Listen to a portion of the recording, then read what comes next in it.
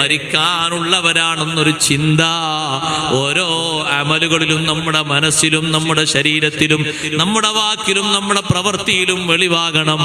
എപ്പോഴും ആകാമല്ലോ മരണം. അതിനൊരു ഡേറ്റ് തന്നെ അള്ളാഹു നിശ്ചയിച്ചു തന്നിട്ടില്ലല്ലോ. റബ്ബിന്റെ അടുക്കലുണ്ടല്ലോ അതിന്റെ ഖലാ. അള്ളാഹു എപ്പോഴാണെങ്കിലും നമുക്കത് ഖൈറാക്കി തരട്ടെ.